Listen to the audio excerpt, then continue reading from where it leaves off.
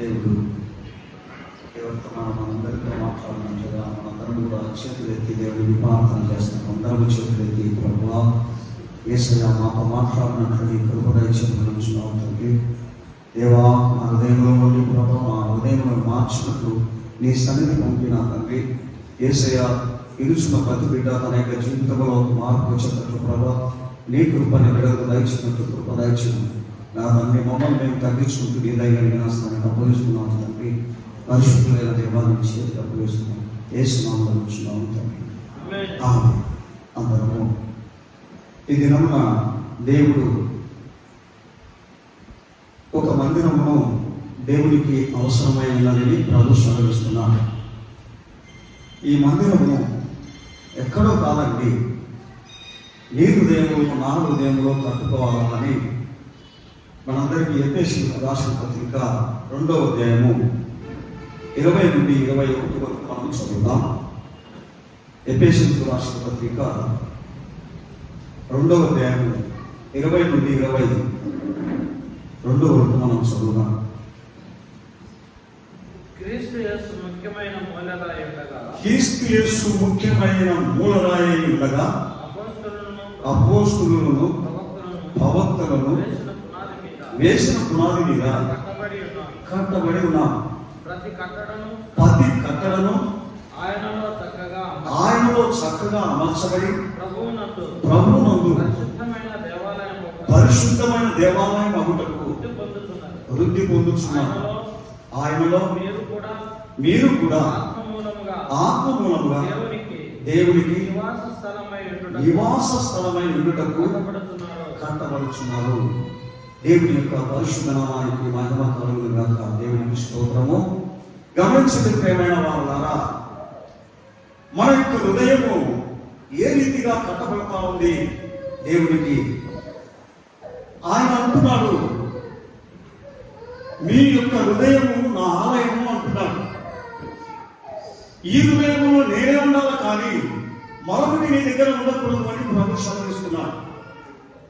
దానికి కట్టేటువంటి యొక్క మందిరం అది పరిశుద్ధమైనదా, అది అపవిత్రమైనదా, అది నరహంతులు జీవించడానికి కట్టినావా, అది అనేకమైనటువంటి దుష్టులు నివాసం చేసేదానికి కట్టినావా, లేకపోతే అది అనేకమైనటువంటి యొక్క మరి దేవుడికి పనికి రాకుండా మందిరం కట్టినావా, అది చూడమని చెప్తా ఉన్నాడు దేవుడు. ఎలా చూడాలి? మనం చూసినప్పుడు 1 కొరింథీయులకు రాసిన పత్రిక 3వ అధ్యాయం 16వ వచనం చదువుతాం. 1 కొరింథీయులకు రాసిన పత్రిక 3:16. 3వ అధ్యాయం 16వ వచనం. మీరు దేవుని ఆలయమై ఉన్నారని దేవుని ఆత్మ మీలో నివసించుచున్నదని మీరు ఎరుగరా. గమనించండి ప్రియమైన వాళ్ళరా, ఈ లోకంలో మనం ఉన్నాం కానీ ప్రభువా ఈ హృదయం నాది కాదు, ఈ హృదయం నీది, ఈ శరీరం నీది, సమస్తమును ప్రభా నీకు అప్పగించి ఇదిగో నీ వల్ల నేను జీవించడానికి నేను ఒక ఆలయం కట్టుకొనొచ్చున్నాను. అది ఏ రీతిగా మనం కట్టుకోవాలనుకుంటున్నాడు? దానిలో పరిశుద్ధత తప్ప మరొకటి ఏది ఉండకూడదని ప్రభు సెలవిస్తున్నాడు. అందుకనే ఆయన అంటున్నాడు, ఏమంటున్నాడో తెలుసా? మిమ్మల్ని పిలిచినది నేను ఊరికి పిలిచలేదండి, ఏదో కూర్చొని పోవడానికి నేను పిలిచలేదండి. మిమ్మల్ని అందరినీ కూడా 1వ దశలోనికి రాసిన పత్రిక 4వ అధ్యాయము మరి 3 నుండి 7 వరకు మనం చదువుదాం. 1వ దశలోనికి రాసిన పత్రిక 4వ అధ్యాయము 3 నుండి 7 వరకు చదవగలుగుతాం. మీరు పరిశుద్ధుల ఉంటకే అనగా మీరు జాగ్రత్త నుండి మీరు దూరంగా ఉండుటే దేవుని చిత్తం. దేవునికి స్తోత్రమా. చదవాలి. మీలో ప్రతి వాడును దేవుని ఎరుగని అన్యజనుల వలె కామాభిలాష యందు కాక పరిశుద్ధత యందును ఘనత యందును తన ఘటములను ఎట్లు కాపాడుకొనును. అది ఎరిగి ఉండుటే దేవుని చిత్తం. గమనించండి ప్రియమైన వారులారా, ఏ రీతిగా కట్టాలి? దాన్ని పరిశుద్ధంగా కట్టాలా అంటున్నాను. అది పరిశుద్ధంగా కట్టకపోతే ఎవరు ఈ ఆలయమును పాడు చేయను వారిని నేను పాడు చేస్తానని ప్రభు సెలవిస్తున్నామండి. అందుకని ఈ ఆలయము పరిశుద్ధమైనది, ఈ దేహము దేవునికి సంబంధమైనది, మన యొక్క ఆత్మ దేవునికి సంబంధమైనది కనుక మనందరం కూడా ఈ లోక సంబంధం కాదండి, ఈ లోక రీతిగా మనం నడుచుకునేటువంటి వాళ్ళని కాదండి. ఈ లోక జ్ఞానం ఎరితనం అంటున్నాడు. మనలో యేసే ఉన్నప్పుడు మనకి ఇంకెవరు కావాలండి చెప్పండి? యేసు ఎప్పుడు లేకపోతే అప్పుడు మనం ఈ లోక సంబంధంలోనే కానీ మరి దేవుని సంబంధం కాలేదు. అందుకని ఆయన అంటున్నాడు, మీరు నా సంబంధులైతే నా మాట వింటారు, నా సంబంధులు కాని వారు నా మాట వింటారు. గమనించండి ప్రేమైన వారు, ఈ లోకంలో అనేక మంది మనము దేవుడి యొక్క పిల్లలుగా ఉన్నాం, కానీ ఆయన మాట వినలేకపోతున్నాం. ఎందుకు వినలేకపోతున్నాం? మన యొక్క హృదయంలో దేవుని యొక్క ఆలయం లేదు కనుక మనము వినలేకపోతా ఉన్నాం. అదే విధంగా కొరింథీయుల 6వ అధ్యాయం 19 వచనం చదువుతాం. 6:19 1 కొరింథీ. మీ దేహము దేవుని వలన మీకు అనుగ్రహింపబడి, మీ దేహము దేవుని వలన అనుగ్రహింపబడి మీలోనున్న పరిశుద్ధాత్మకు ఆలయమై ఉన్నదని మీరు ఎరుగరా? మీరు మీ సొత్తు కాదు. మీరు మీ సొత్తు కానే కాదు. విలువ పెట్టి కొనబడిన వారు కనుక మీ దేహముతో దేవుని మహిమపరచవలెను. ఏం చేయాలంట? మీ దేహంతో ఏం చేయాలి? మహిమపరచాలి దేవుణ్ణి. ఏదో మనం దేవుని సంతానానికి వస్తున్నాం, మరి ఇంకా సమాధానం లేదు, మనలో శాంతి సమాధానం ఏది కూడా కనబడినప్పుడు దేవుని మహిమపరచినట్లుగా ఆయన అంటున్నాడు. దేవుడు ఏమంటున్నాడంటే, నిన్ను నన్ను మన మాటలు కూడా పూర్తి మాటలై ఉండకూడదు అంటాడు. ఎందుకంటాడు ఆయన? ఇది పరిశుద్ధులకు తగదంటున్నాడు. ఒకసారి ఎఫెసీయులకు రాసిన పత్రిక 5వ అధ్యాయం 3వ వచనం చదవండి. ఎఫెసీయులకు రాసిన పత్రిక 5:3. ఎఫెసీయులకు రాసిన పత్రిక 5:3. మీలో జాగ్రత్తమే కానీ ఏ విధమైన అపవిత్రతే కానీ వీటి పేరైనా ఎత్తకూడదు. ఇది పరిశుద్ధులకు తగినది.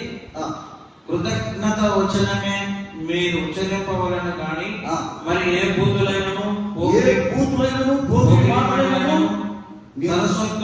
సరస్వతులైనను ఉచ్చరింపకూడదు. ఇవి మీకు తగవు. ఎవరికి తగినది? అది పరిశుద్ధులకు తగినది. అది దేవుని పిల్లలకు ఏమంటున్నాడు ఆయన? ఇవి మీకు తగకుండా చూసుకోవాలా, అవన్నీ ఆ స్వభావాలన్నీ మీకు లేకుండా చూసుకోవాలా అంటారు. ఎందుకు చూసుకోవాలా? మన శరీరము దేవుని యొక్క శరీరమై ఉందని మనకు హెచ్చరిస్తున్నారు. అటువంటి యొక్క శరీరంలో మనం ఉన్నాం. ఆ శరీరంలో మనం ఉండి ఏం చేస్తా ఉన్నాం? దేవునికి మహిమకరంగా ఉంటున్నామా? దేవునికి మనం దగ్గర ఉంటున్నామా? ఈరోజు దేవునికి దగ్గర లేకుండా ఉండడానికి కారణం ఏమిటి? 5 అంశాలుగా మీకు ఈ శరీరము ఎవరిది అనేది నేను మీకు సెలవిస్తాను. ఎందుకంటే మొట్టమొదట ఆయన మనకు ఏమేమి ఇచ్చినాడు? మనకి శరీరంలో ఉండడానికి, ఆయన ఉండడానికి తగినటువంటి యొక్క అర్హతను ఇచ్చినాడు. ఆ అర్హతను మనము దాన్ని ఏం చేయాలని దేవుడు కోరుకుంటున్నాడంటే, వాటిని నీ యొక్క శరీరంలో కొనసాగించడానికి దేవుడు సెలవిస్తా ఉన్నాడు. ఎప్పుడైతే అర్హతను మన యొక్క శరీరంలో కొనసాగించకుండా ఉన్నట్లయితే అవి దేవునికి ఏమైపోతాయి గమనించండి. అందుకని ఆయన అంటున్నాడు, ఎఫెసీయులకు రాసిన పత్రిక 1 పేతురు 2వ అధ్యాయము 4-5వ వచనంలో మనం చదువుదాం. నీలో ఒక రక్షణమైన కరమైనటువంటిది ఉండాలా అంటాడు. 1 పేతురు 2వ అధ్యాయము 4-5వ వచనాలు చదువుదాం. మనుషుల చేత విసర్జింపబడినను దేవుని దృష్టికి ఏర్పరచబడినదియు అమూల్యమును సజీవమునైన రాళ్ళ వలె ప్రభువునకు వచ్చిన వారై యేసుక్రీస్తు ద్వారా దేవునికి అనుకూలమగు ఆత్మ సంబంధమైన బలులు అర్పించుటకు పరిశుద్ధ యాజకులుగా ఉండునట్లు మీరును సజీవమైన రాళ్ళ వలె ఉండుటకు ఆత్మ సంబంధమైన మందిరంగా మీరు కట్టవలసినారు. హల్లెలూయా. ఎవరిగా కట్టబడాలంట? మనము ఆత్మ సంబంధమైనటువంటి మందిరముగా కట్టబడాలి. మనమందరం కూడా ఈ భూమి మీద ఒక కట్టడ, ఆయన భూమి మీద ఒక రాయిగా ఉన్నాం మనం. ఆ కట్టడ సీయోనులో దాన్ని స్థాపిస్తా ఉన్నాం ఆయన. మనందరం ఒక రాయిగా సీయోను కట్టుచున్నాము. అందుకు బట్టి ఆయన అంటున్నారు, మీరందరూ కూడా భూమిలో కట్టాలి. ఆ యొక్క కట్టడ భూమిలో పరిశుద్ధంగా జీవించాలి, పరిశుద్ధంగా కనబడాలి, కలంకం కలవసం ఏమి లేకుండా మీరు కనబడాలని ఆయన మనందరికీ చెబుతా ఉంటున్నారు. అందుకని ఆయన అంటున్నాడు, ఏ రీతిగా కట్టాలా, ఏ రీతిగా మనము ఈ శరీరంలో దానిని కట్టాలా అనేది మనము ఒక 5 అంశములుగా మనం తెలుసుకుందాం. ఎఫెసీయులకు రాసిన పత్రిక 5వ అధ్యాయము 1వ అధ్యాయం 5వ వచనం, 1వ అధ్యాయం 5వ వచనం చదువుదాం. ఎట్లనగా తన ప్రేమియందు తాను ఉచితముగా మనకు అనుగ్రహించిన తన కృపా మహిమకు కీర్తి కలిగినట్లు తన చిత్తం ప్రకారమైన దయా సంకల్పము చొప్పున యేసుక్రీస్తు ద్వారా తన కుమారునిగా స్వీకరించటకై మనల్ని ముందుగా తన కోసం నిర్ణయించుకొని మనము తన ఎదుట పరిస్థితులలో దోషములై ఉండవలనని జగత్తునకు వేయబడక మునిపే ప్రేమ చేత ఆయన క్రీస్తులో మనల్ని ఏర్పరచుకున్నాము. మనల్ని ఎందుకు ఏర్పరచుకున్నాడంట? జగత్ పునాది వేయబడక మునిపే క్రీస్తులో పరిశుద్ధులుగా ఉండడానికి మనల్ని ఏర్పరచుకున్నాడు. ఆ పరిశుద్ధమైన జీవితమే మన జీవితంలో కనబడాలి అంటాడు. ఎందుకు మనం మనిషి స్వరూపంగా ఉన్నాం, మనకి ఎట్లాంటి పరిశుద్ధంగా మనకు వస్తుంది, దేవుడికే కదా చెందుతుంది అంటే అందుకని ఆయన అంటున్నాడు, మీరు ఆ రీతిగా ఉంటారనే, శరీర సంబంధులుగా ఉంటారని మీ శరీరంలోకి నా ఆత్మను పంపి ఆ పరిశుద్ధ ఆత్మ మీ యొక్క శరీరమును పరిశుద్ధంగా మార్చడానికి దానికి శక్తి ఉంది, కానీ మీకు శక్తి లేదు అంటున్నాడు. దేవుడికి స్తోత్రం. గమనించండి ప్రియమైన వాళ్ళ, ఎవరికి శక్తి ఉందంట? ఆ పరిశుద్ధుడికే శక్తి ఉందంట. అందుకనే ఆయన చెప్పినాడు, మనుషులందరితో ఏమంటున్నాడంటే, మీరు ఊరికే ప్రార్థన చేస్తే ఆ పరిశుద్ధత కలగదు మీ శరీరము. నేను పర్వతంలోకి వెళ్ళి తండ్రితో మాట్లాడి మీ కొరకు ఒక ఆదరణకర్తను పంపుతాను, ఆయన మీలో నివసించును. దేవుడికి స్తోత్రం. ఎలా నివసిస్తారంట? అందుకని చెప్తా ఉన్నాడు, మీ అంతటా మీరే పరిశుద్ధులు కాలేరు, మీ అంతటా మీరే జ్ఞానంగా ఉండలేరు. కానీ అవన్నీ నీకు జరగాలంటే నీలోనికి దేవుని యొక్క ఆత్మ రావాలి. ఆత్మ రావాలంటే నువ్వేం చేయాలి? అందుకు దేవుడు అంటున్నాడు, ఇదిగో ఆయన ఆరోహణై పోయేటప్పుడు ఇదిగో నేను మిమ్మల్ని విడిచి వెళ్తున్నాను, ఇప్పుడు నేను మీ కొరకు ఒక ఆదరణకర్తను పంపుతాను, మీరు మాత్రం అది వచ్చేంత వరకు ఎక్కడ కూడా మీరు ప్రార్థన చేయకండి, ఎక్కడ విజిటింగ్ పోకండి అని చెప్పి ఆ ప్రజలందరికీ 120 మంది ఆయనతో కూడా ఉన్నారు. ఆ 120 మంది యెరూషలేము పట్టణంలో ఎంతో మంది క్రైస్తవులు ఉన్నప్పటికీ కూడా ఆయన బోధన అంగీకరించలేదు, ఆయనను అంగీకరించలేదు, ఆయన ప్రార్థన అంగీకరించలేదు. అంగీకరించిన వారు 120 మంది. అది అపోస్తలుల కార్యం 1వ అధ్యాయం 8వ వచనంలో ఉంది. గమనించండి ప్రియమైన వాళ్ళారా. అప్పుడు ఆయన చెప్తా ఉన్నాడు, లూకా సువార్త 24వ అధ్యాయం 49వ వచనంలో ఆయన చెప్తా ఉన్నాడు. ఏం చెప్తా ఉన్నాడు అంటే, ఇదిగో నేను మీ కొరకు ఒక ఆదరణకర్తను పంపుతాను, ఈయన మిమ్మల్ని ఏం చేస్తానంట? పరిశుద్ధంలోకి నడిపిస్తాను అంటున్నాను. అది వచ్చేంత వరకు వాళ్ళందరూ కూడుకొని దేవునికి స్తోత్రం చేస్తున్నారంటే ఇలాగా మేడాగదిలో నిలిచి అందరూ గమనించండి. 49 రోజులు వాళ్ళు దేవునికి స్తోత్రం చేసిన 49 రోజులు దేవునికి స్తోత్రం చేసినప్పుడు 50 రోజుల వాళ్ళందరికీ దేవుని యొక్క ఆత్మ దిగింది. ఏ రీతిగా దిగింది? తనంతటా దిగిందా? ఒకసారి మనందరం కూడా అపోస్తల కార్యములు 2వ అధ్యాయము 1వ వచనంలో మనం చదువుతాం. ఎట్లా దిగిందో మనకు తెలుస్తుంది. ఇదిగో వాళ్ళు చూస్తుండగా అగ్నిశాఖ వంటి 4 విభాగింపబడినట్లుగా వారిలో ఒక్కొక్కరి మీద రాలి.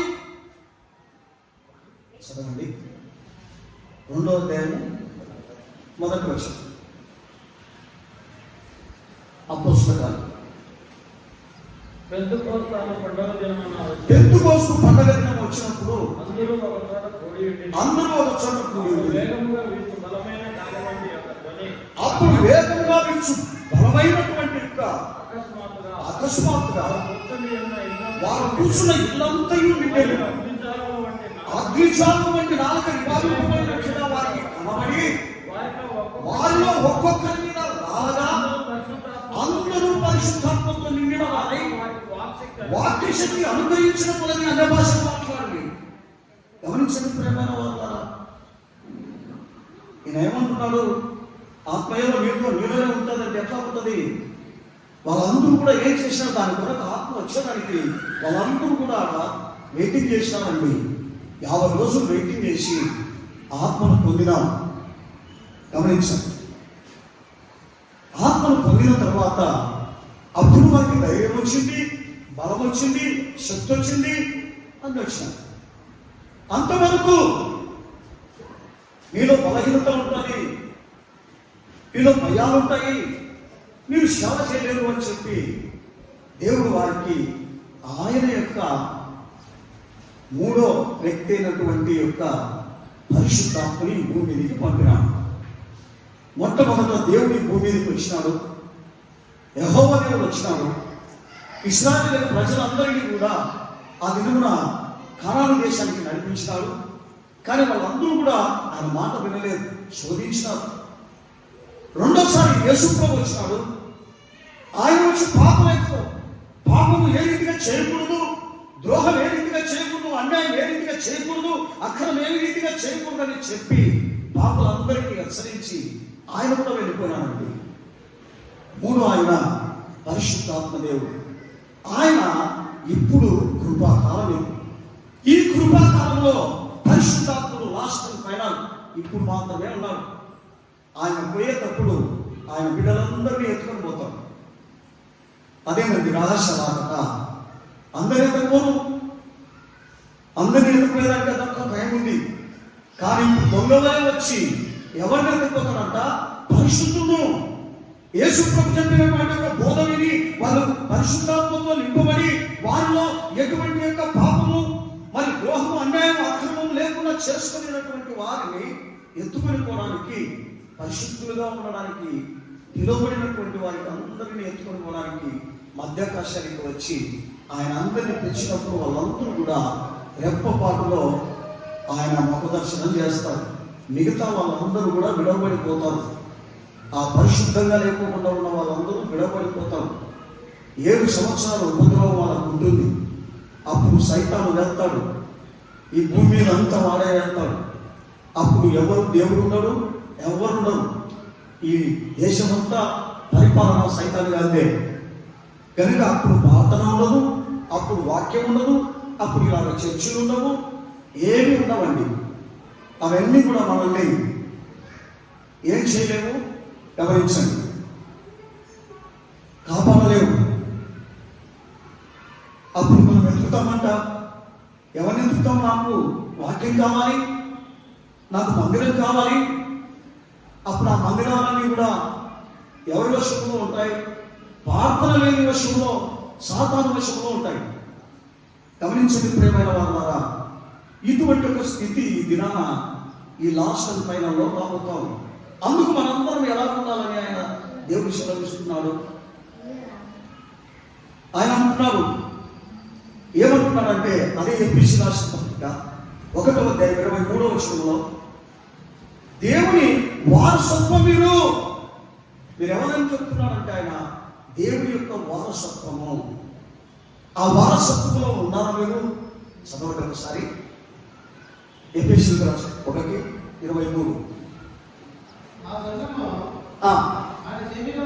ఆయన శరీరము సమస్తము పూర్తిగా నింపుచున్న సంపూర్ణమైనటువంటి ఒక శరీరం అది. ఆ శరీరం నీలో నాలో ఉండాలంటున్నాడు. ఆ సంపూర్ణత నిండినటువంటి ఒక శరీరం మన దగ్గర లేకపోతే మనం ఏ రీతిగా ఆయన దేవాలయమై ఉంటాం చెప్పండి? ఆయన పిల్లలమై ఎలా ఉంటాం చెప్పండి? మరి మనం అనుకుంటూ ఉంటాం ఏదో ప్రార్థన చేస్తే ప్రార్థన ఏంటండి, అనేకమైనటువంటి యొక్క అపవిత్రులు చేస్తూ ఉంటాం. ప్రార్థన ఎందుకు చేస్తూ ఉంటాం చెప్పండి చూద్దాం.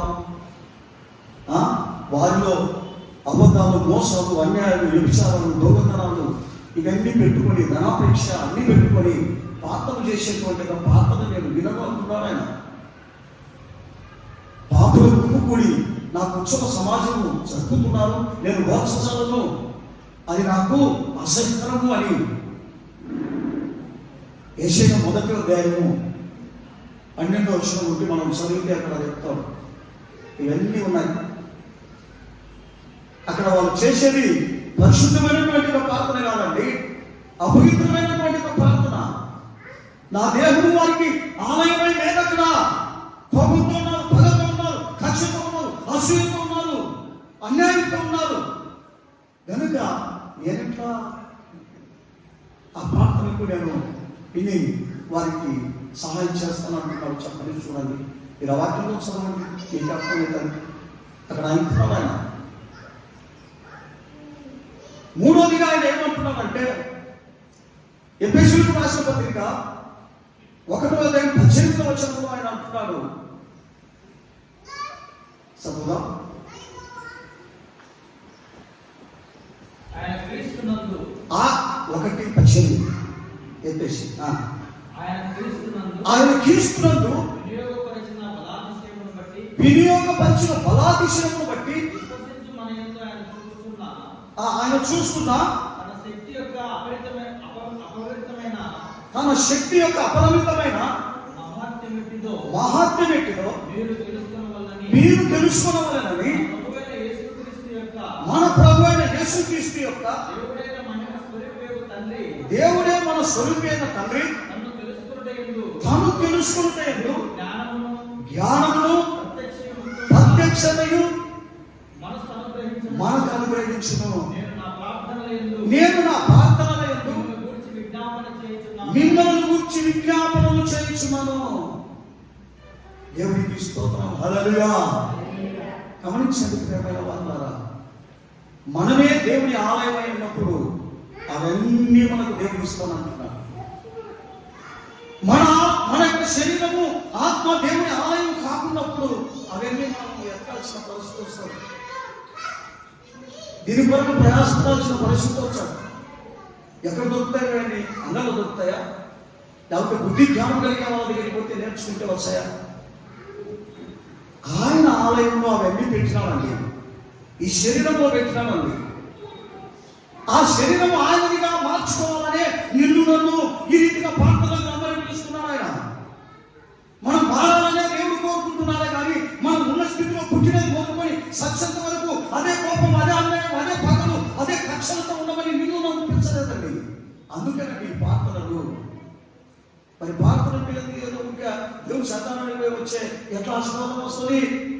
నీలో ఒక మార్పు రావాలి కదా, నీలో ఒక దేవుని యొక్క గుణగణాలు రావాలి కదా. అవి రావాలంటే నీకెవరు రావాలి?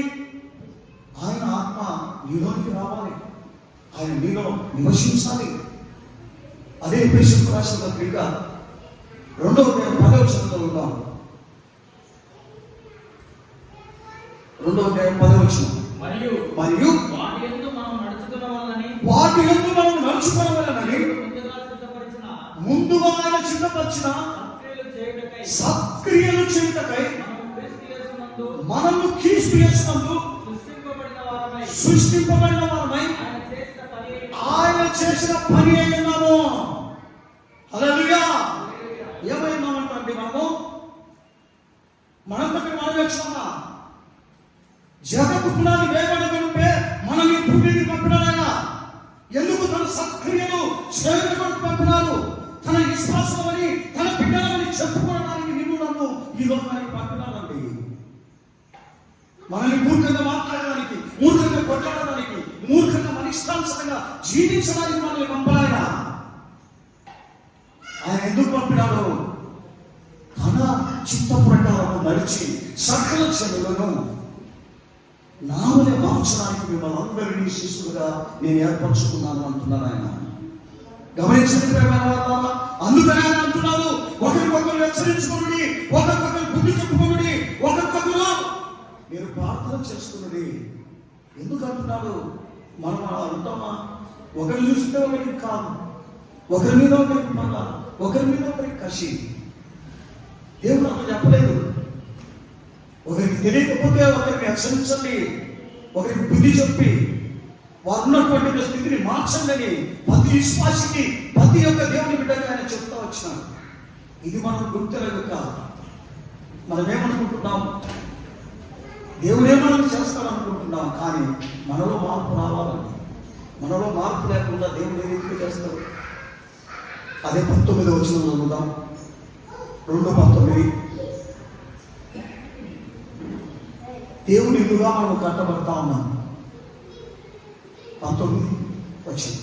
2:19 చెప్పేసి, కాబట్టి మీదిక మీదట పరజనులను పరదేశులై ఉండక పరిశుద్ధులతో ఏకపట్టణస్తులై దేవుని ఇంటి వారై ఉన్నారు. ఎక్కడున్నారట చెప్పండి. ఏ రీతిగా ఉన్నారు? మనం మందిరానికి వచ్చి ఉన్నామా? చెప్పండి. అందుకనే ఆయన అందరికీ ఆ దినమున ఆయన మరుగులో వాక్యం చెప్తూ వచ్చినాడు. యేసుప్రభు ఏ మరుగులో వాక్యం చెప్తూ వచ్చినాడు? ఉపమాన రీతిగా చెప్తూ వచ్చినాడు. శిశువు ఆయన అడిగినారు ఒకసారి కొండ మీద కూర్చున్నప్పుడు, ప్రభువా మీరేంటి బోధిస్తున్నది? వాళ్ళకేం అర్థం కాకుండా బోధిస్తున్నది అంటే, వీళ్ళందరూ నా రాజ్యానికి వచ్చడానికి కాదు, వీళ్ళందరూ నా దగ్గరికి వచ్చినది ఏదో నేను భోజనం పెడతామని వచ్చినాను అంతవరకే, కానీ వీళ్ళు పర్వత రాజ్యానికి రావడానికి కాదయ్యా. అందుకని వాళ్ళకు నేను ఎందుకు చెప్పాను అని చెప్పి నేను ఉపమాన రీతిగా బోధిస్తున్నాను అని చెప్పినాను. గమనించండి ప్రియమైన వాళ్ళ, దేవుని సన్నిధానానికి వచ్చినా నీకు అర్థంగా ఉండడానికి కారణం ఏంటో తెలుసా? నీలో దేవుని రాజ్యానికి పోవాలనేటువంటి ఒక ఆలోచన, అభిలాష, ఆసక్తి లేదు కనుక మనం ఏం చేస్తున్నాం? ఊరికే వస్తాం, ఇంటాం, పోతాం, అంతవరకే. మనలో మార్పు తెచ్చుకుందామనే గుణగణాలు ఏమాత్రం మన జీవితాలలో కనబడవండి. ఎందుకు? గమనించండి. ఆయన ఏమంటున్నామండి, నీ సహోదరుడు ఎవరైనా సరే, అది భార్య అయినా సరే, అక్క అయినా సరే, చెల్లెలైనా సరే, అన్నదమ్ములైనా సరే, పొరుగు వారైనా సరే, ఎవరైనా సరే, వారి మీద నువ్వు దేశం పెట్టుకున్నట్లయితే, వారి మీద పగ పెట్టుకున్నట్లయితే నువ్వు నరహంతకుని మీద 1 యోహాను సువార్త 3వ అధ్యాయము 15వ వచనంలో చెప్తా ఉన్నాడు. ఒకసారి చదవండి.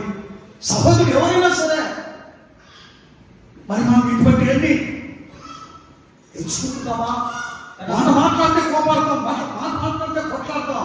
దేవుని బిడ్డకి ఇది కమనా అని మనం హెచ్చరిస్తాం. మనల్ని చదవగలరు. తన సహోదరుని దేశించువాడు నరహంతకుడు, ఏ నరహంతకుని యందు నిత్య జీవమే ఉండదని మీరు ఎరుగరా? హల్లెలూయా. గమనించండి. ఏ విశ్వాసంలో తన సహోదరుని, తన భార్యను, తన అక్కను, తన అన్నదమ్ములను దేశించేటువంటి వారికి దగ్గర ఏముండదని చెప్తా ఉన్నాడు? నిత్య జీవమే ఉండదంటున్నారు. దేవునికి స్తోత్రం.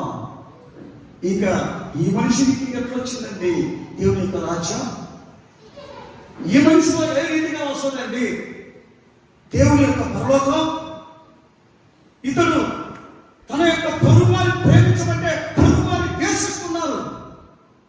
అందుకనే ఆయన ఏమంటున్నాడు తెలుసా? ఇటువంటి వాళ్ళందరూ కూడా ముందుగానే తీర్చబడింది. వారికి ఏది తీర్చబడిందంట? తీర్పు తీర్చబడింది అంటున్నాడు. ఎలా చూస్తాం మనం? మత్తయి సువార్త 18వ అధ్యాయము 3వ వచనంలో 18 మత్తయి సువార్త 4. కాగా కాగా ఈ బిడ్డ వలె తన్ను తాను ఈ బిడ్డ వల్ల తను తగ్గించుకున్న వాడు ఎవరో వాడే వాడే పరలోక రాజ్యంలోకి ప్రవేశించును. మరియు ఈలాంటి ఒక బిడ్డను నా పేరుతో చేర్చుకున్న వాడు ఎవరో నన్ను చేర్చుకున్నాను. ఈ చిన్నవాడిలో విశ్వాసం ఉంచు. ఒక్కడిని ఆ పేరు వచ్చినాయి కదా, తిరిగి కట్టబడిన మనమై ఎక్కడ పడుతా నీకు మేలు అంటున్నాడు, సముద్రంలో పడుతా నీకు మేలు అంటున్నాడు. దేవుడికి స్తోత్రం. గమనించిన ప్రేమైన వారు కదా, నీ ఎదుటి వారిని ప్రేమించే గుణం ఉందా? నీ విశ్వాసం అయిన తర్వాత నీవు పిల్లవంటి స్వభావం కావాలంటున్నాడు. ఇదిగో నాకు అన్ని అధికారం ఉన్నాయి, అన్నీ ఉన్నాయి, నేను ఎవరికి విన్నాను అంటే నువ్వెట్లా దేవుని బిడ్డ వెళ్తావు? నువ్వు ప్రార్థన చేస్తుంటే ప్రార్థన వింటాడా? వింటాడని నువ్వు చూస్తున్నావు. దేవుని వాక్యాన్ని చెప్తున్నావు, విన్నాను అంటున్నాడు. వీనికి నేను ఎప్పుడో తీర్పు తీర్చున్నాను, వాడికి నా సొత్తు కాదంటున్నాడు. బాలసుబ్బయ్య గారు అక్కడ ఏమంటున్నాడు చదవండి. నా యందు విశ్వాసం ఉంచు. ఈ చిన్నవాడిలో ఒక్కడిని అభ్యంతరపరచువాడెవడో వాడు మెడకు పెద్ద క్రీడకిరాయి కట్టబడిన వారై మిక్కిలి లోతైన సముద్రంలో పడుట వారికి మేలు. హల్లెలూయా. ఎవరు పడాలంట? వాడే పడిన వారికి మేలంట. అంత శ్రమ ఈ లోకంలో ఆ మనిషికి ఉంటుంది అంటున్నాడు. ఎందుకు తెలుసా? ఆ వాక్యములు విని ఆ వాక్యానుసారంగా నువ్వు జీవించకపోతే అలాంటి ఒక శిక్ష నీకు వస్తుందని చెప్తున్నాడు. ఈరోజు రోగములు, అనేకమైన బాధలు, ఇరుకులు, ఇబ్బందులు, కష్టాలు, దరిద్రత రావడానికి కారణం ఏంటో తెలుసా? ఈ శరీరము దేవునికి సమర్పించలేదు కనుక.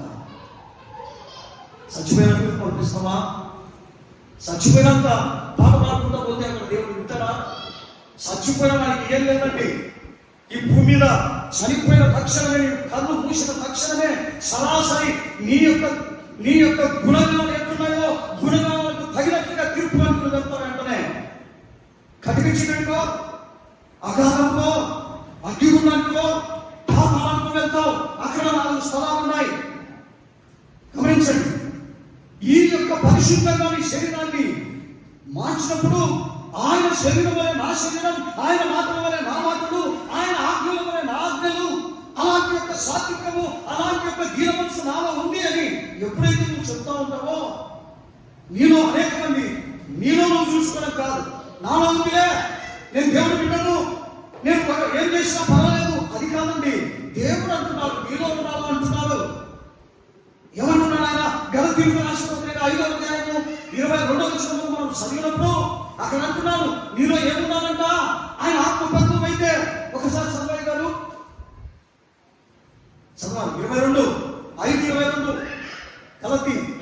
అయితే ఆత్మపరమేమనగా ప్రేమ, సంతోషము, సమాధానము, దీర్ఘశాంతము, దయాళత్వము, మంచితనము, విశ్వాసము, సాత్వికము, ఆశానిగ్రహము, ఇటు వాటికి విరోధమైన నియమము లేదు. క్రీస్తు యేసు సంబంధము తమ ఇచ్ఛలను, దురాశలను సిలువ వేసుకున్నారని అక్కడ రాయబడింది. హల్లెలూయా. ఏం రాయబడింది? ఇచ్ఛలు లేవంట, దురాశలు లేవంట. ఏం చేసినారంట వాళ్ళు? దేవుని బిడ్డలు ఆత్మపరులు ఏం చేసినారంట? సిలువ వేసినారంట దేవుని వల్లనే. ఆ కోపం మాకు వద్దు ప్రభా, పగలొద్దు ప్రభా, బూతు మాట వద్దు ప్రభా, అన్యాయపు స్వభావం వద్దు ప్రభా, అక్రమైన స్వభావం వద్దు, ఆ లంచం వద్దు, అటువంటి ఏమి నాకు వద్దు ప్రభా అని చెప్పి వాళ్ళు శివ వేసినారంటాను. ఆ ఇచ్చలు నేర్చు వేసినావా బిడ్డ? ఒక్కసారి చూడు. అవన్నీ ఏమీ లేకుండా నేనేదో దేవునికి ప్రార్థన చేస్తున్నా, దేవునికి సేవ చేస్తున్నా అంటే ఎంత బలపరిస్తుందో ఒకసారి ఆలోచన చేయండి. దేవుడు సంక్రాంతికి ఏమివ్వడు. భూమి మీదనే నీ యొక్క స్థితి ఎట్లుందో ఆ స్థితికి తగినట్లుగానే తీర్పు ఉంటుంది. ఇక్కడే తీర్పు అండి.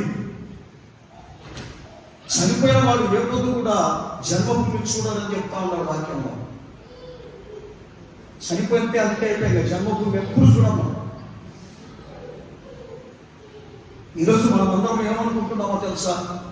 చనిపోయిన వాళ్ళు వచ్చి ఆ చదువులో మా అక్కడ వచ్చి మా పట్టణంలో మా దగ్గరికి వచ్చి ఇవన్నీ అబద్ధం. వాక్యం చెప్తా ఉన్నా. చనిపోయిన వాళ్ళు ఎప్పుడు కూడా జన్మభూమిని చూడరు అంటున్నారు. మరి ఈ భూమి మీద నేను ఏం చేయాలి? ఈ యొక్క దేహము పరిశుద్ధంగా పంచుకోవాలి, దీనిని సక్రమంగా చేసుకోవాలి. ఈడే ఈ లోక మర్యాద కాదండి. అందుకని రోమిలకు రాసిన పత్రిక 1వ అధ్యాయం చదువుదాం. మనం ఏమంటున్నారు? ఈ లోక మర్యాదను అనుసరించక ఉత్తమమును దేవుడికి అనుకూలమైన సజీవ యాగముగా మీ శరీరములను ఎవరికి సమర్పించమంటున్నాడు? చచ్చిపోయినా కదా చదవండి గారు. 12వ అధ్యాయం మొదటి వచనమే 12.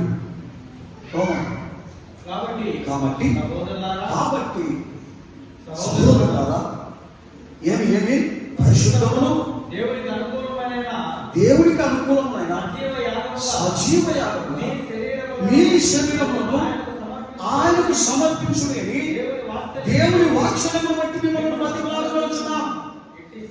ఇట్టి సేవ మీకు యుక్తమైనది.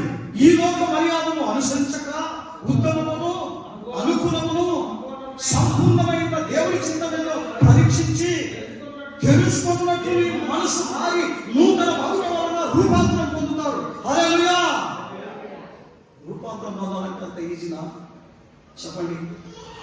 యేసుప్రభు మధ్యాకాశానికి వచ్చి నేను విడిచిన తక్షణమే క్షణంలో నువ్వు ఏం చేస్తావు?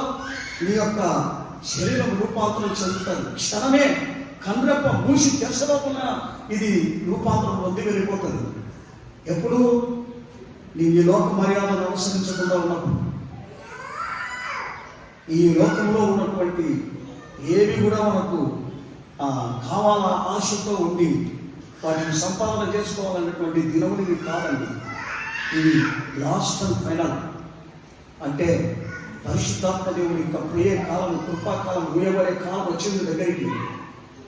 అందుకనే చూడండి, ఇప్పటికే 3వ ప్రపంచ యుద్ధం స్టార్ట్ అవుతా ఉంది. మీరు ఒకసారి దేశం నుండి చూడండి, ఎవరి దగ్గర సమాధానం లేదు, శాంతి లేదు. చిన్నగా రగులుకుంటా ఉన్నాయి. మనుషులు కూడా శాంతి సమాధానం లేదు. ఎక్కడ చూసినా డబ్బాష, అంగకేమో డబ్బాష, ఏ పనికో డబ్బాష. వడపుచ్చుకొని ఏమైనా చేసేదానికి ఉందా? లేదు. అది గమనించలేని మనుషులు ఎగబడుతూ ఉన్నారన్నమాట. ధనాపేక్ష కలిగిన వారి విగ్రహారాధికులని ప్రవేశిస్తూ ఉన్నారు.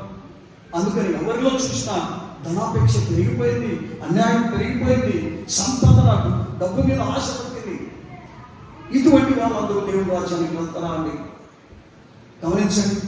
నీ శరీరం దేవునికి ఆలయమైనదని నువ్వు ఎందుకు ఎరగల? ఆయన శరీరం నీ శరీరంగా మారాలి. ఆయన జీవితం నీ యొక్క జీవితంగా మారాలి. ఆయన స్వాస్థ్యం నీ స్వాస్థ్యమే. అన్ని ఆయన ఏమైనా నీ ఉండాలని ఆయన వినిపించాడు. అది మనం ఉపేక్షించక, దాన్ని గ్రహించక, మనం ఏమో దేవుని సంతానానికి పోతే ఏమొస్తుంది? నీవే ఒక సమితి, నీవే ఒక నీ మనసులో ఉన్నటువంటి యొక్క విరోధ భావాలన్నింటినీ తీసేసినప్పుడే ఆ మనసు నెమ్మదిగా ఉంటుంది, సమాధానంగా ఉంటుంది. అది తీసేయకుంటే ఎలా ఉంటుందండి? ఒకసారి ఆలోచన చేయండి. అందుకనే ఆయన అంటున్నాను, ఎబ్రీయులకు రాసిన పత్రిక 13వ అధ్యాయము 15-16 చదివి నేను ముగిస్తాను.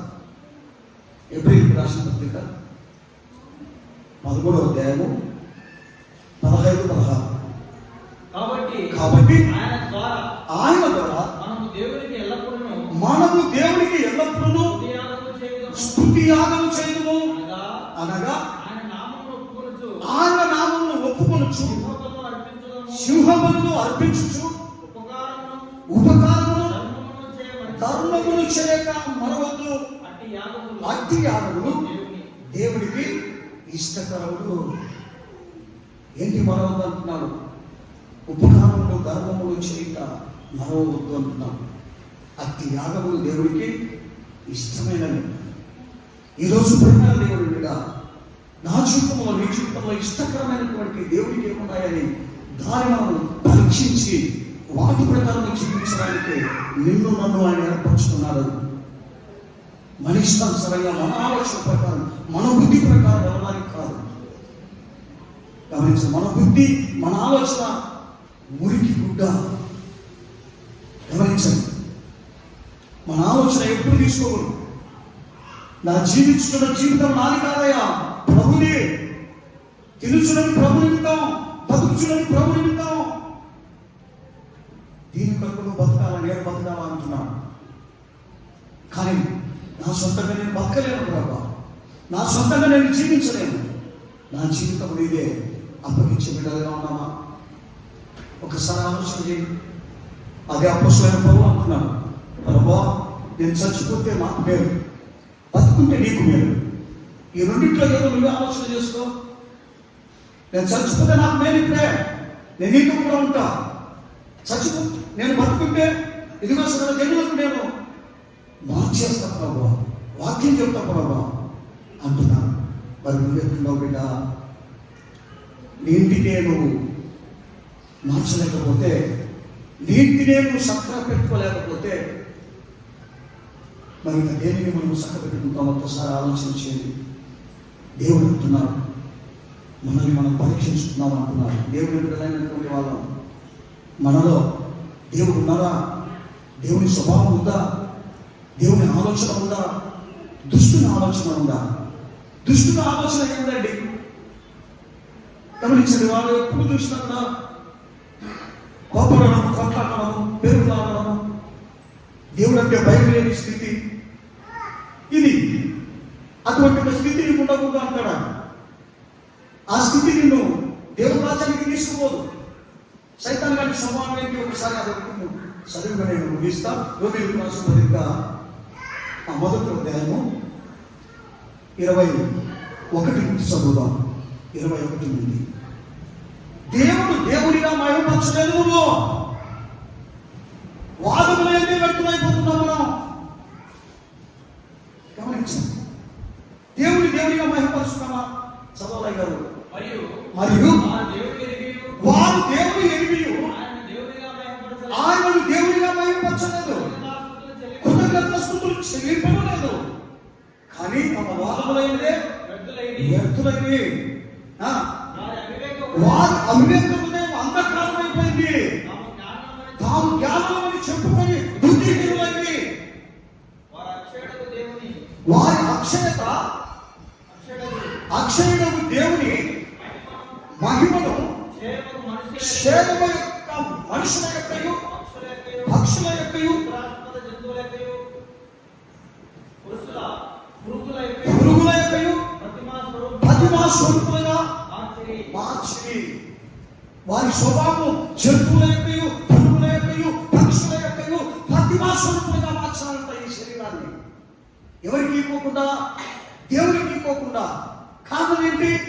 పురుగులు అంటే పారాయణం, సంపాదన కొరకు అక్కడ ఇక్కడ పారాయణం. పురుగులుగా మనం తిరుగుతున్నాం. ఒక బుద్ధలో పురుగులు చూడండి మీరు.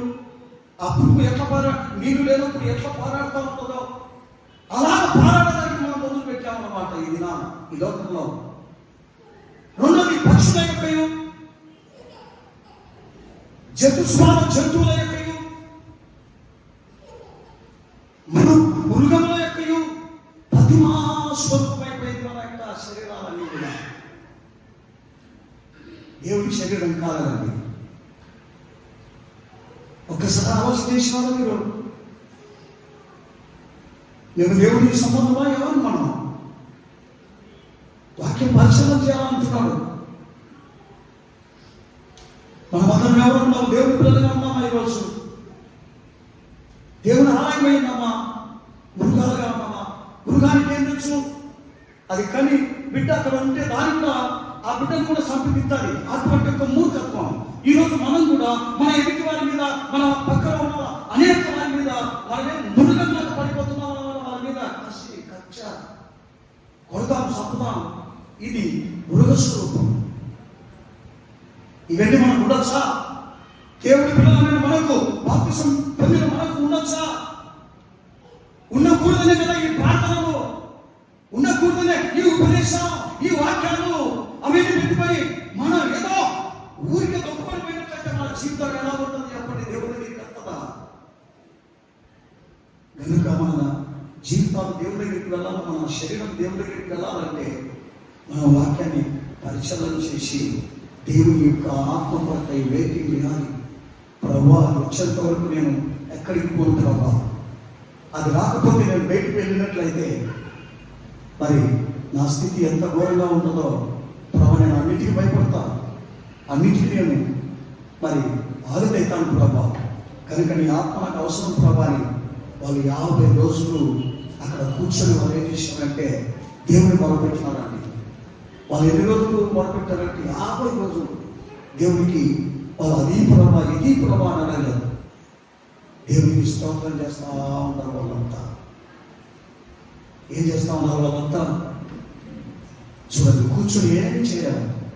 నా ఇల్లు కట్టి ప్రభా, నా భూమికి ప్రభా, నా పిల్లలకు పెళ్లి చేయి ప్రభా అని అడగలేదండి. 50 రోజులు వాళ్ళు ఎక్కడ కూర్చున్నారు? ఒక్కసారి వాక్యం చదివడానికి ముగిస్తారు.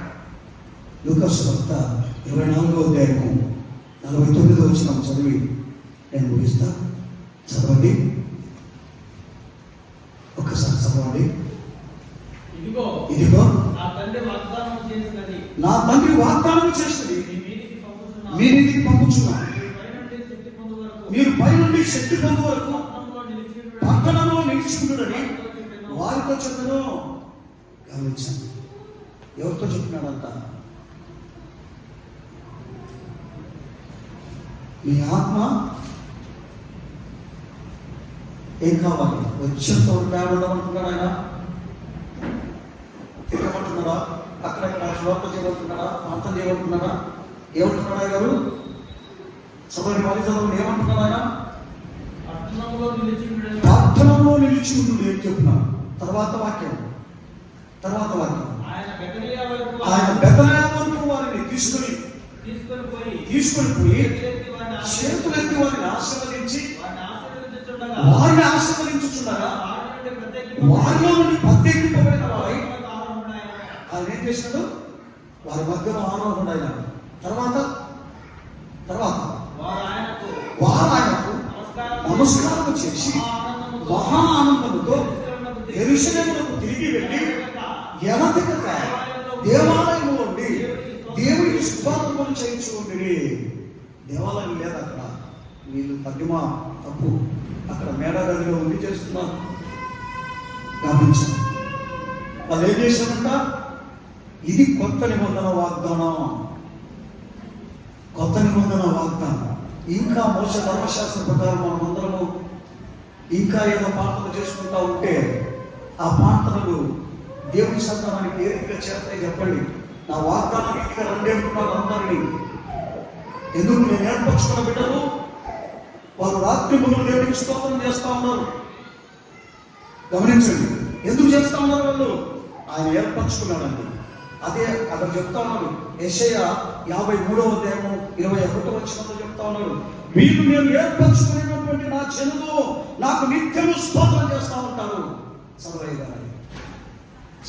ఆ వాక్యం యెషయా 43వ అధ్యాయము 21వ వచనం.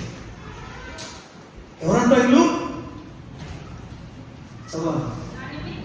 నా నిమిత్తము నేను వినిపించిన జనులు నాకు స్తోత్రము పరచుతున్నారు. హల్లెలూయా హల్లెలూయా. గమనించండి ప్రేమ వాళ్ళారా,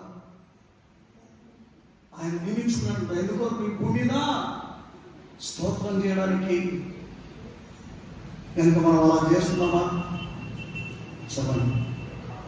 ఆ భాష మన నోట్లో రాదు. అది వాగ్దానం. ఈ భూమిలో జీవించే యేసు ప్రభు చిత్త ప్రకారం జీవించే ప్రతి మనుషులు చేయవలసినటువంటి స్తోత్రం. ఆ స్తోత్రం వల్లనే మరి భూమి మీద వ్యాధులు లేకుండా ఉన్నాయి. ఆ స్తోత్రం వల్లనే హాస్పిటల్ ఒక రోజు లేదు. దేవుని మీదనే ఆధారపడి ఉన్నాం. ఆ దేవుడే ఆ స్తోత్రంలో అంత శక్తి ఇచ్చి బలపరుస్తున్నాడంటే దేవుని యొక్క చిత్తం కాదా? అందుకని ఆయన అంటున్నాను, నిన్ను నన్ను ఏర్పరుచుకునేది మనల్ని మనం తగ్గించుకునే దేవుని ఎదుట ఏది మంచిది ఏది చెడ్డది నీకే అర్పణించినాడు. ఆదాముతో అంటున్నాడు, నీకే నాయన చూడు, మంచిది ఆడబెట్టినా చెడ్డది ఆడబెట్టాను. ఆ చెడ్డది తిన్నట్లయితే చచ్చిపోతావు, మంచి తిన్నట్టు బతుకుతావు, నీ ఇష్టం ఏదైనా. ఈరోజు నీకు నాకు కూడా నిన్న మంచి చెడ్డ పెట్టినాడు. మంచిగా బతుకుతా ఉండు, చెడ్డగా బతుకుతా బతుకు, నీ ఇష్టం. చెడ్డగా బతికి దేవుడు ఉన్నాడని చెప్పాలి. చెడ్డగానే బతుకుమంటున్నాడు. అన్యాయంగా బతుకుమంటున్నాడు. అందుకనే అంటున్నాడు, అన్యాయస్తుగానే ఉండనిము, చెడ్డవాళ్ళగానే ఉండనిము, దొంగలుగానే ఉండనిము, వ్యభిచారిగానే ఉండకును, పరిశుద్ధులుగానే ఉండనిము. వారి క్రియలు చొప్పున నేను వారికి వచ్చి నేను జీతం ఇస్తానని ప్రకటన 22వ అధ్యాయం 20వ వచనంలో ఉంది. గమనించిన ప్రేమైన వాళ్ళ ఈరోజు నా జీవితం, నీ జీవితం దేవుడికి సమర్పించే విధానం ఉందా? ఇది దేవుని ఆలయం, దీన్ని పాలు చేయకూడదు. ఆయన మనల్ని పాలు చేస్తాడు. అందుకనే ఈరోజు అనేకమైన వ్యాధులు, బలహీనతలు, శ్రమలు, కష్టాలు రావడానికి ఈ ఆలయాన్ని పాలు చేస్తున్నాము. దొంగలు గురువుగా మారుస్తున్నాం, ఎపిసోడ్ గృహగా మారుస్తున్నాం, మోసపోయిన గృహగా మారుస్తున్నాం, అబద్ధికుల గృహగా మారుస్తున్నాం. ఇటువంటి యాగము మనకు తగునా? దేవుడు ఇచ్చినటువంటి శరీరాన్ని దేవుడికి సమర్పించాలి. దాని కొరకు మనం ప్రయాసపడాలని దేవుడు కోరుకుంటున్నాడు. ఇంతవరకు ఈ వాక్యం చెప్తున్నాను. దానికి దేవుడు సహాయం చేసినప్పుడు బట్టి అందరం దేవుడికి స్తోత్రం చేస్తాం. పరిశుద్ధుడా నీకు స్తోత్రం. యేసయ్యా స్తోత్రం.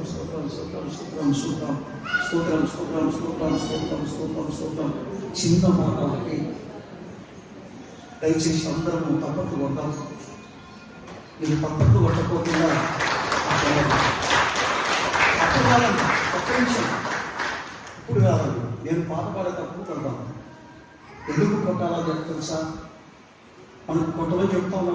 ఒకసారి మీరు కీర్తన 47వ అధ్యాయము 1వ వచనం ఒకసారి చదవండి. ఏం చెప్తున్నాడు? సర్వజనులారా తప్పట్లు కొడుతూ ఆర్భటించండి అంటున్నాడు. మన ఊరుకుంటే మన ప్రయోజనమా? ఏమంటున్నాడు? సర్వజనులారా తప్పట్లు కొట్టండి. ఏమంటున్నాడు? అందరూ నేను చిన్న పల ఒక్కటే చిన్న పల వాడతాను. ఇంకా ముగిస్తాం.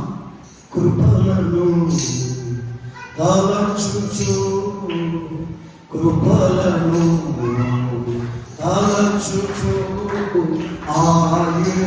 ఆయుష్కాలమంతా ప్రభుని కృతజ్ఞతతో స్తుతింతును. ఆయుష్కాలమంతా ప్రభుని కృతజ్ఞతతో కొట్టాలి. కన్నీటిలో కుంగిన వేళలలో కన్నీటిలో కుంగిన వేళలలో నింగిని చీల్చి వర్షము పాటి నింపెను నా హృదయం. ప్రభువు నింపెను నా హృదయం. కృపలను తలచుచు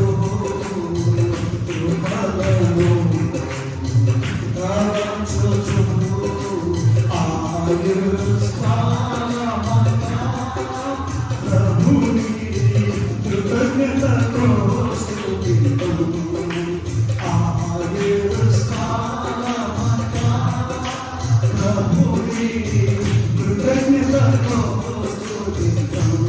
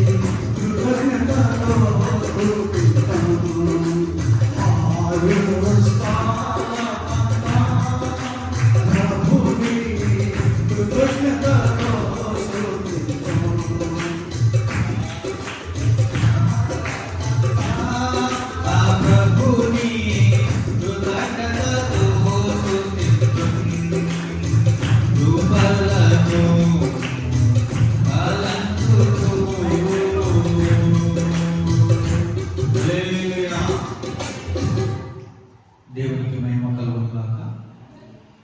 దేవుని మహాకృపను బట్టి ఈరోజు 2 వర్తమానాల్లో దేవుడు మాట్లాడిన ప్రతి మాటను బట్టి దేవునికి స్తోత్రాలు తెలియజెప్తాం.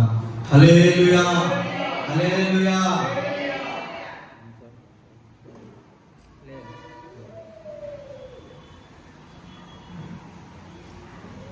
ఈ ఉపవాస ప్రార్థన యొక్క ముఖ్య ఉద్దేశం ఏమిటంటే, మేము ఒక 8 అంశాలుగా గత 6 మాసాల నుంచి దీని నిమిత్తమే ప్రార్థన చేస్తూ ఉన్నాం. దీంట్లో మీరు కూడా పాలుభాగస్తులు కావాలని మా విన్నపం. హల్లెలూయా. మొదటిగా ఏంటంటే, దేశం కొరకు మనం ప్రార్థన చేయాలి. ఏం చేయాలి? దేశం కొరకు ప్రార్థన చేయాలి. ఆ దేశంలో ఉన్నటువంటి అధికారుల నిమిత్తమే ప్రార్థన చేయాలి, నాయకుల నిమిత్తమే ప్రార్థన చేయాలి, సేవకుల నిమిత్తమే ప్రార్థన చేయాలి, దేవుడి సువార్తను మోసుకెళ్తున్నటువంటి సేవకుల నిమిత్తమే మనం ఏం చేయాలా? ప్రార్థన చేయాలి. రెండోదిగా ఆత్మరక్షణ కొరకు ప్రార్థన చేయాలి. అంటే ఆత్మరక్షణ కొరకు అంటే, ఈరోజు నువ్వు బాప్తిసం పొందావు, నువ్వు రక్షణ తీసుకున్నావు, వాక్యాన్ని నువ్వు గ్రహించావు, వాక్యానుసారంగా నువ్వు జీవిస్తున్నావు. ఇది నువ్వు చేసేటప్పుడు నీ పొరుగు వారి పట్ల కూడా నీకేం కావాలంట? ఆసక్తి కలిగి ఉండాలి.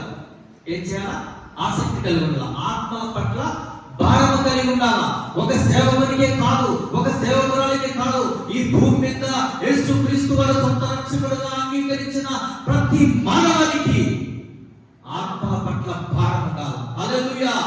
మూడోదిగా రోగుల స్వస్థత కొరకు ప్రార్థన చేయాలి. ఏం చేయాలా? రోగుల స్వస్థత కొరకు ప్రార్థన చేయాలి. మనలో కొంతమంది భక్తిలో ముందు ఉండి బలహీనమైపోయి రోగం ద్వారా పీడించబడి లేదా సైతాను ద్వారా పీడించబడి రకరకాలుగా ఇబ్బందులు పడుతున్న వారి నిమిత్తం మనం ఏం చేయాలా? ప్రార్థన చేయాలి. ఎందుకంటే ఒకరి నిమిత్తమై ఒకరు ప్రార్థన చేయాలని వాక్యమే సెలవిస్తుంది కనుక మనం ఏం చేయాలా? భారం కలిగి రోగుల కొరకై ప్రార్థన చేయాలి. 4వ అంశం, కుటుంబ సమస్యల కొరకై ప్రార్థన చేయాలన్న. ఏం చేయాలా? కుటుంబ సమస్యల కొరకై.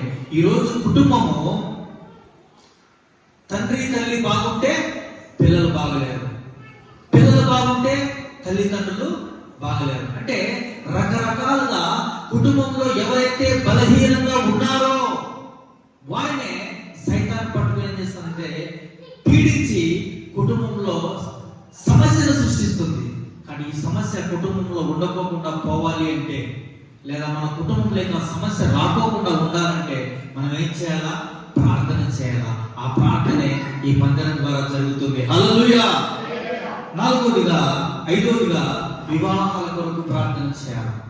ఈ అంశం వివాహాల కొరకు ఎంతో మంది 35 సంవత్సరాలు 40 సంవత్సరాలు లేదంటే తన యవ్వన కాలాన్ని దాటిపోయిన వారు ఎందరో ఉన్నారు. వారు దేని వల్ల నిలిచిపోయారో, ఎందుకు నిలిచిపోయారో మనకైతే తెలియదు. కానీ వారి నిమిత్తమే మనం భారం కలిగి ఏం చేయాలా? ప్రార్థన చేయాలి. 7వదిగా ఆర్థిక ఇబ్బందుల కొరకు ఆలోచించండి. ప్రియమైనటువంటి దేవుని సంగమా, మనం ఏది పట్టుకుంటే దేవుని యందు భయభక్తులు కలిగి జీవించినప్పుడు మనం ఏది పట్టుకున్నా అది ఫలిస్తారంట. కానీ దేవుని యందు భయభక్తులు కలిగి మనం లేనప్పుడు మనము ఏది పట్టుకున్నా దాంట్లో మనకు నష్టమే కలుగుతుంది. కాబట్టి ఇదివరకు దైవజనులు మాట్లాడుతూ వచ్చారు, జ్ఞానం ఎక్కడి నుంచి వస్తుంది, వివేకం ఎక్కడి నుంచి వస్తుంది, జ్ఞానం ఎక్కడి నుంచి రాదు. దేవుని యందు భయభక్తులు కలిగి జీవిస్తేనే జ్ఞానం వస్తుంది, దుర్మార్గాన్ని విడిస్తేనే వివేచన కలుగుతుందంట. కాబట్టి మనము దేవుని యందు భయభక్తులు కలిగి జీవిస్తేనే జ్ఞానం వస్తుంది. ఆ జ్ఞానంతోనే తండ్రి అయిన యెహోవా నామాన్ని స్తుతిస్తే మన కుటుంబానికి ఆశీర్వాదం వస్తుంది. హల్లెలూయా. సంతానం లేని వారి కొరకు ప్రార్థన చేయాలి. ఆ తర్వాత పిల్లల భవిష్యత్తు కొరకు ప్రార్థన చేయాలి. సంతానము కలిగిన వారు ఉండే ఇబ్బందులు, సంతానం లేని వారి కొరకు ఉండే ఇబ్బందులు. సంతానం లేని వారు మరి ఎందరో చేత నిందింపబడుతున్నారు, బాధింపబడుతున్నారు. మరి ఎందరో వారిని ఒక సమాజంలో విలువలేక చూస్తున్నారు. వారి నిమిత్తమే మనము బాధ్యతగా ప్రార్థన చేయాలి. మరి లాస్ట్ గా పిల్లల భవిష్యత్తు కొరకు మనం ప్రార్థన చేయాలి. ఈనాటి కాలంలో పిల్లలు ఈ టెక్నాలజీ, మొబైల్, ఇంటర్నెట్ ఇవన్నీ రావడం వలన పిల్లలు తల్లిదండ్రుల మాటే వినలేని పరిస్థితిలో ఉన్నారు. కాబట్టి మా పిల్లలు మా మాట వినలేదు, మీ పిల్లలు మీ మాట వినలేదు. వీరంతా పిల్లలు తల్లిదండ్రుల మాట వినాలి, వారి భవిష్యత్తులో ఎదగాలి. మరి దేవుని యందు భయభక్తులు కలిగి ఉంటేనే ఈ కార్యం జరుగుతుంది. కనుక పిల్లల నిమిత్తమే ప్రతిదినము తల్లిదండ్రులుగా మనందరం కలిసి ప్రార్థన చేయాలి. హల్లెలూయా. ఇక్కడ ఉన్నటువంటి ఈ 8 అంశాల నిమిత్తమై ముగించబడింది. దగ్గరలోకి వచ్చాము. జస్ట్ ఒక 10 నిమిషాలు మాత్రమే ప్రార్థన చేయబడుతుంది. ఈ 10 నిమిషాలు అయిపోయిన తర్వాత మనము విశ్రాంతి తీసుకోవచ్చు. కాబట్టి మన మధ్యలో ఉన్నటువంటి దైవజనులు అసలు బ్రదర్ వచ్చి దేశం కొరకు, ఆత్మ రక్షణ కొరకు ప్రార్థన చేస్తారు.